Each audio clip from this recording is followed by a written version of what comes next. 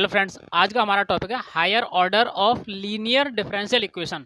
उच्च क्रम के रैखिक अवकलन समीकरणों को हल करना। इस वाले टॉपिक में हम सीखेंगे उच्च क्रम के रैखिक समीकरणों को हल कैसे किया जाता है। सबसे पहले आपको यह समझना होगा कि higher order of linear equation कहते किसे हैं। सबसे पहले higher order of linear equation कहते कैसे हैं, पता कैसे चलेगा कि ये वाला क्वेश्चन इस वाले टॉपिक का है। तो सबसे पहले हमें यह देखना है कि उसमें जो भी हमारे पास डिफरेंशियल कोफिशिएंट दे रखा है उसकी पावर कहीं लीनियर तो नहीं, उसकी पावर कहीं लीनियर तो नहीं। ठीक है, अगर पावर लीनियर है तो पुराने वाले टाइप से हो जाएगा, जो मैंने पहले करा रखे हैं पुराने वाले टाइप से हो जाएगा। अगर पावर में लीनियर से ज़्यादा 2 पावर है, 3 पावर है, 4 पावर है, 5 पावर है, तो वो higher order of linear equation होगा। और पावर कितनी भी हो सकती है। एक पहचान ये होगी कि डिफरेंशियल कोफिशिएंट जो भी होगा उसकी पावर लीनियर नहीं होगी।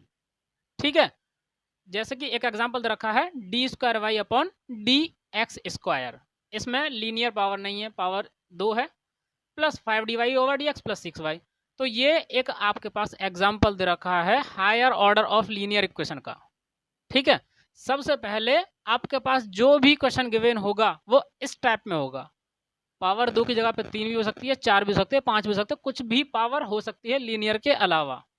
ठीक है, लीनियर को भी इससे सॉल्व कर सकते हैं, लेकिन उसके लिए सरल तरीका पुराने मैंने बता रखे हैं, आप मेरी वीडियो में जाके देख सकते हो, लिंक मैंने डिस्क्रिप्शन में दे दिया है।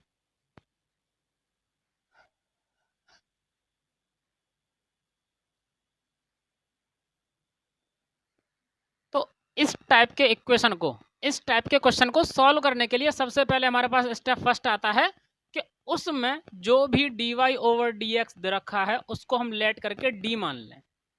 d मान लीजिए, m मान लीजिए, कुछ बुक्स में m दे रखा है, लेकिन कोई भी एक नंबर मान लीजिए, कोई भी लेटर मान लीजिए, जिससे आसानी से सॉल्व हो जाएगा। ठीक है, ये हमारे पास बन जाती है ऑक्सिलरी इक्वेशन। ठीक है, ये हमारे पास बन जाती है ऑक्सिलरी इक्वेशन। सबसे पहले मैं आपको क्वाड्रेटिक के बारे में बता रहा हूँ, फिर और भी जैसे जैसे क्यूबिक आएगा, पावर में 4 आएगा, 5 आएगा, आपको बताता जाऊंगा। ठीक है, अभी इस क्वाड्रेटिक इक्वेशन को सॉल्व करने के लिए हमारे पास 2 वैल्यू आ जाएंगी, -2 और -3, आप सॉल्व कर लोगे। ठीक है, जो 2 वैल्यू आई हैं उनको अलग रख लेते हैं।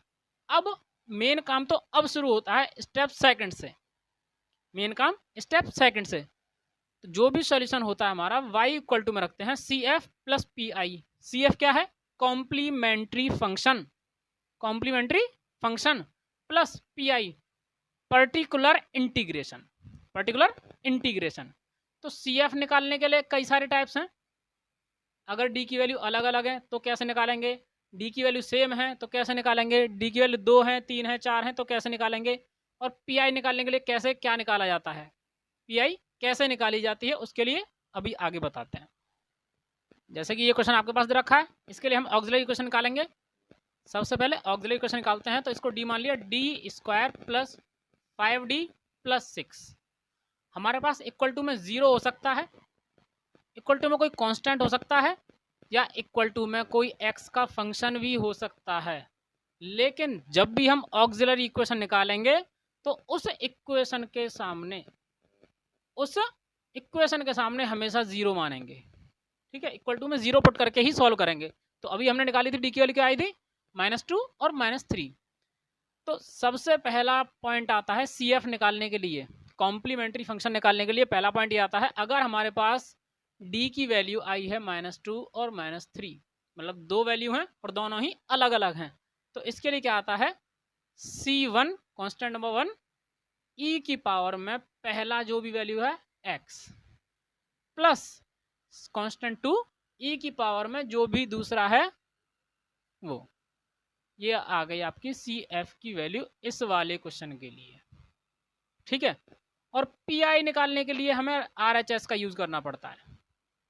PI निकालने के लिए हमारे पास RHS का यूज करना पड़ता है, उसमें अभी 0 है तो इसमें PI 0 होगा।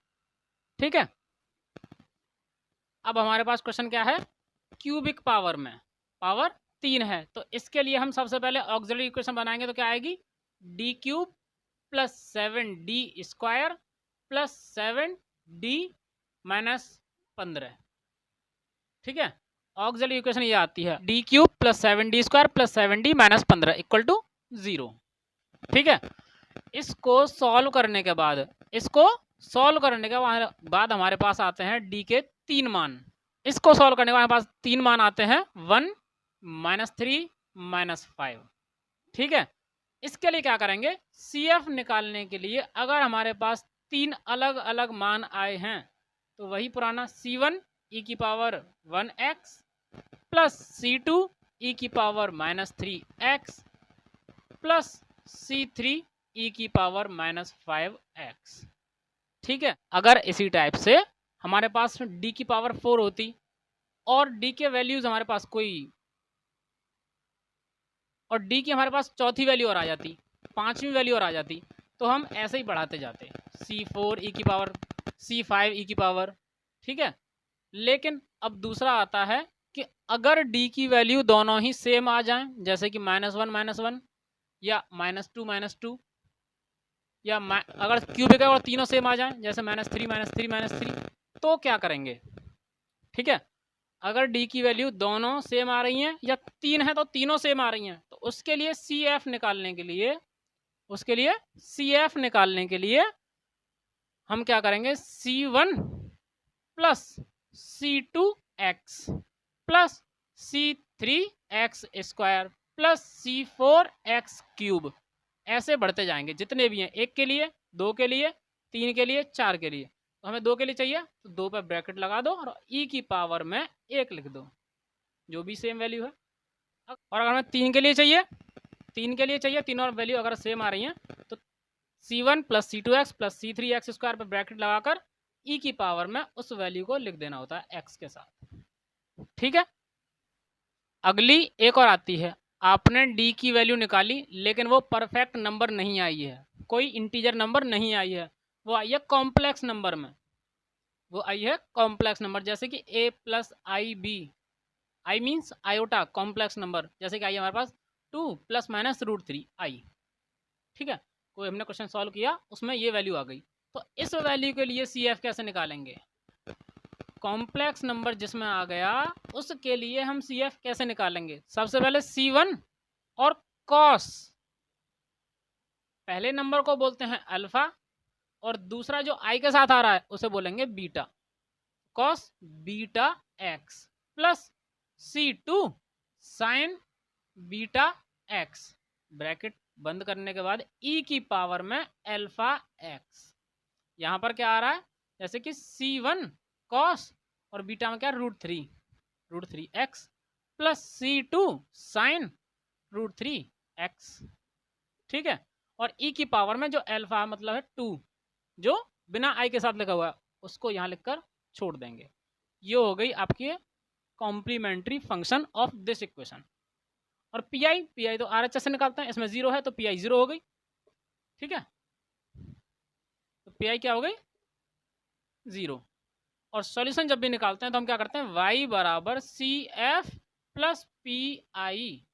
ठीक है, तो CF ये निकल आया प्लस PI 0 है, तो हमारा फाइनल आंसर यही होगा। इसको यहाँ लिख देंगे y बराबर करके, y बराबर करने के बाद। ठीक है।